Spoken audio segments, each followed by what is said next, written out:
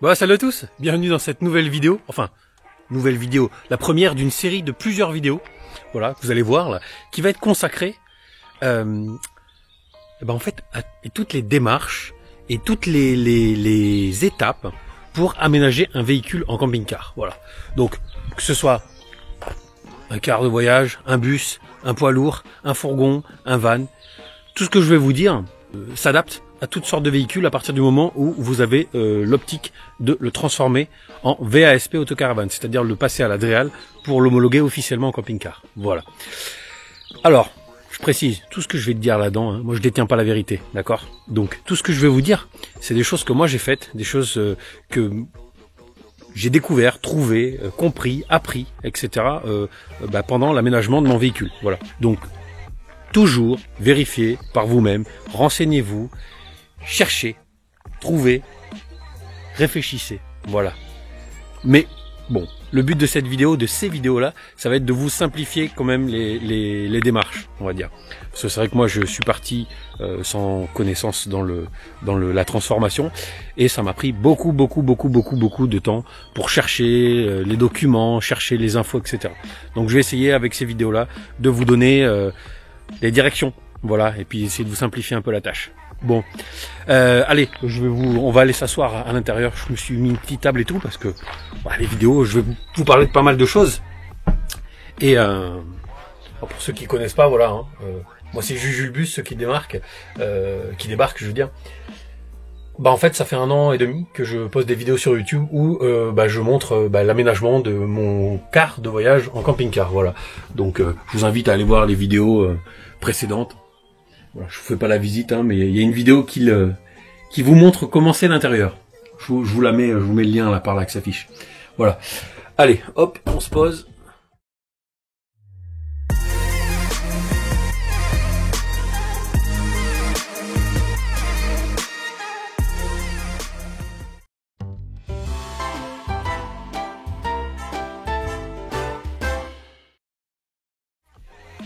Bon, voilà, si tranquillou, donc on va démarrer cette petite vidéo, enfin cette première vidéo. Alors pourquoi je vais faire plusieurs vidéos? Parce qu'au début je me suis dit je vais en faire qu'une seule, mais vu tout ce que j'ai à vous dire, j'ai un ordinateur devant moi, j'ai des notes, j'ai des dizaines et des dizaines de pages avec plein de notes, etc. Voilà, on va parler de beaucoup de choses, beaucoup de sujets, beaucoup de liens. Donc je me suis dit je vais plutôt scinder en plusieurs vidéos. Concrètement, là aujourd'hui je sais pas vraiment combien il va y avoir de vidéos, parce que c'est le début, mais voilà, il va y en avoir plusieurs. Plutôt que d'avoir une vidéo d'1 heure, vous en avoir 4 ou 5 de 10 minutes par exemple, ou 6 ou 7, je sais pas. Ça sera la surprise. Donc ces différentes vidéos vont se scinder en plusieurs parties. Donc je vais vous dire, je lis en même temps. Donc la première partie, ça va être chercher, trouver, acheter son véhicule avec les documents qui sont indispensables. Donc véhicule, je tiens à préciser que ce soit poids lourd, bus, van, camion, etc. Peu importe le véhicule, les infos que je vais vous donner s'adaptent à peu près pour tout. Donc chercher, trouver, acheter son véhicule avec les documents indispensables. Parce qu'il faut savoir, quand on veut homologuer un véhicule, il y a des documents qui sont indispensables. On y viendra. Une deuxième partie qui va être sur la préparation des plans du véhicule, donc de l'aménagement et des préparations des plans qu'il faudra fournir pour homologuer le véhicule, et puis aussi une partie pour coter le budget, parce que ça c'est une partie importante, surtout quand on a des moyens limités. Il y aura une troisième partie qui sera sur les normes obligatoires. Voilà, les normes AFNOR, parce qu'il faut savoir, quand on aménage un véhicule, il y a plein de normes à respecter. Il va y avoir une partie juste pour ça, où je vais vous donner pas mal d'exemples. Je vais vous montrer moi dans mon véhicule ces normes, comment je les ai appliquées. Je vais vous expliquer aussi comment certaines DREAL peuvent les mettre en application, parce que chaque personne peut comprendre différemment les normes, c'est un peu compliqué, on y viendra. La quatrième partie, ça va être sur la transformation et l'aménagement. Voilà. La cinquième partie, ça va être le dossier final pour la DREAL, pour l'homologation. Donc je vais vous montrer comment monter un bon dossier, quelles pièces il va falloir fournir dans ce dossier, etc. Voilà. La sixième partie, ça va être une vidéo consacrée une partie exclusivement consacrée à la répartition des charges. Parce que quand vous faites un dossier pour la DREAL, il y a une partie à faire qui est la répartition des charges. Vous comprendra à ce moment-là quand on sera dans cette partie de vidéo-là. Ça peut paraître très complexe. Alors c'est assez complexe, mais finalement ça peut être simple. Et je vais vous filer des outils qui permettent de simplifier la tâche grandement. Voilà. Et la dernière partie, ça sera sur la carte grise, sur l'assurance et sur la liberté. Voilà, la liberté de pouvoir bouger avec son véhicule enfin homologué. Voilà. Bah écoutez, allez, on est parti. Bon allez, on démarre la première partie. Donc la première partie, c'est chercher un véhicule. Ah là là, la question qu'on m'a régulièrement posée. Juju, où est-ce que tu as trouvé ton car de voyage, ou où est-ce qu'on peut trouver des cars, des camions d'occasion, etc. Donc il y a plusieurs sites. Je vais vous en donner. Donc le premier, je peux vous parler d'Agorastore. Agorastore, c'est quoi? C'est un site d'enchères. Alors c'est plutôt réservé aux professionnels. Je vous le fais afficher à l'écran là. Donc c'est un site d'enchères. On trouve des véhicules vraiment à bas prix. Alors il y a des avantages et des inconvénients. L'inconvénient, c'est que c'est plutôt réservé aux professionnels. Après, concrètement, on a toujours un copain, une connaissance, un garage, etc. qui pourrait enchérir pour nous. Voilà. Après, à vous, à chacun de vous de voir. Donc ça, c'est l'inconvénient. L'avantage, c'est qu'il y a des prix vraiment très bas. Par contre, souvent les véhicules sont vendus sans contrôle technique ou avec des petits problèmes. Mais voilà, vous pouvez trouver des cars de voyage à 2000 €, quoi. Voilà. Donc je vais pas rester longtemps sur ce site-là. Après, on a un autre site qui s'appelle Europe Camion.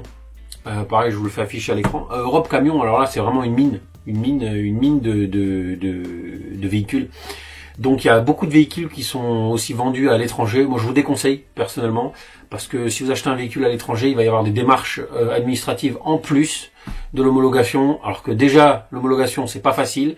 Donc, voilà, le mieux, c'est de trouver un véhicule en France.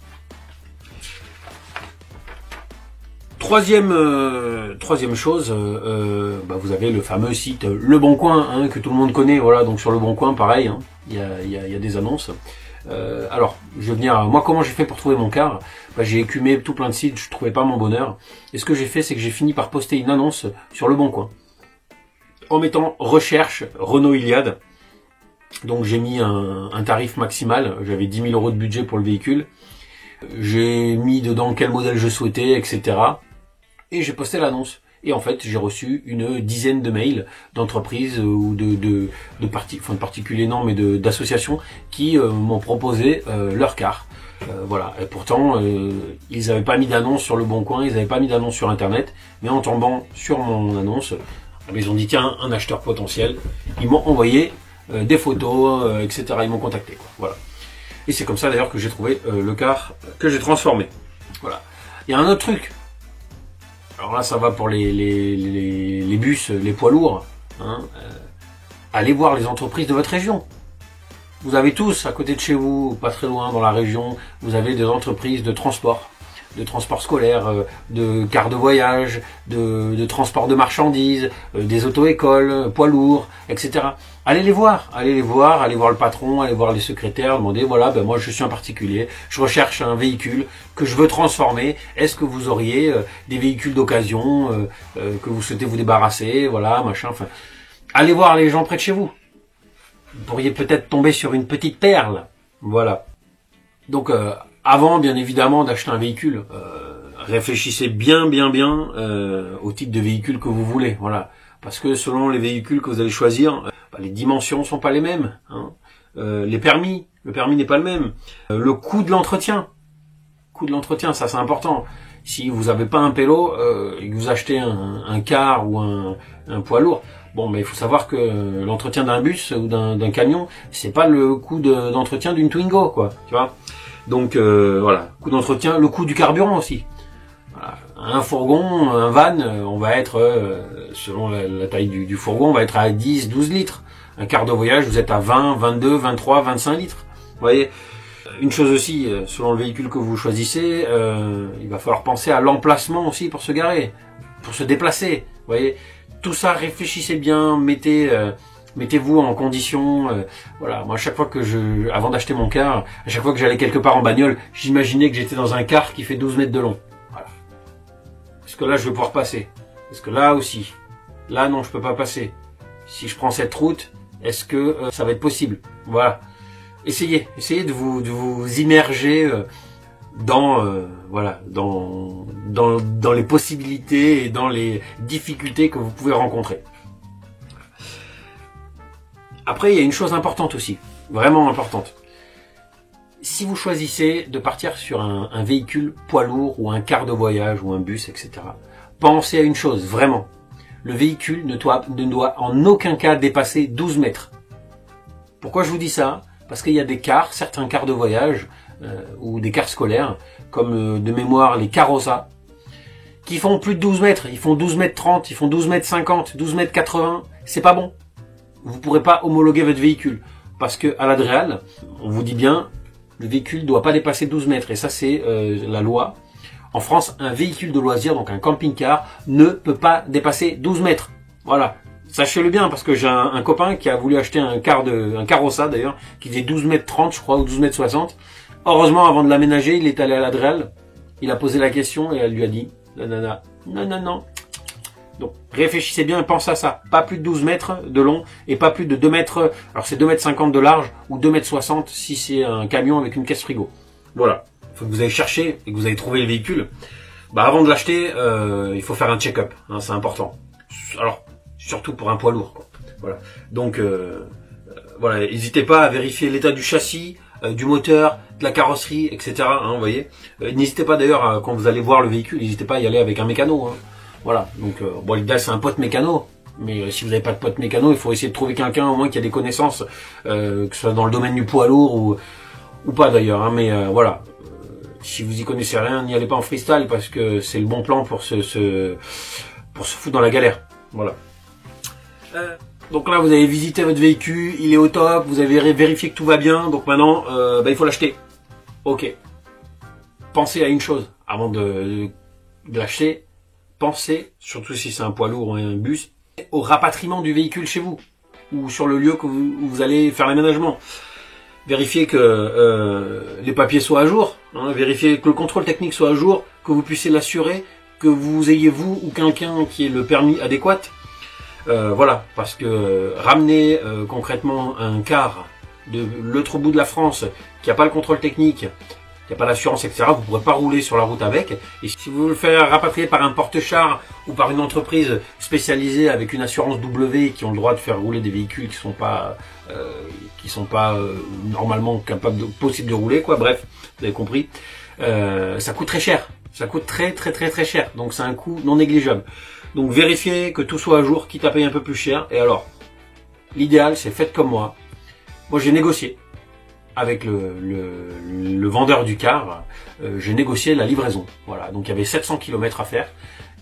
Comme ils avaient le car, ils avaient un chauffeur et ils avaient déjà une assurance. Donc on a négocié, au lieu de négocier et descendre le tarif, je leur ai dit, bah voilà, moi vous me livrez le car. Ils ont dit ok.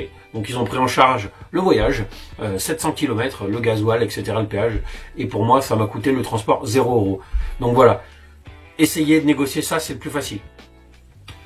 Voilà, donc là la première partie elle est faite. Dernière chose, hein, je veux vous dire,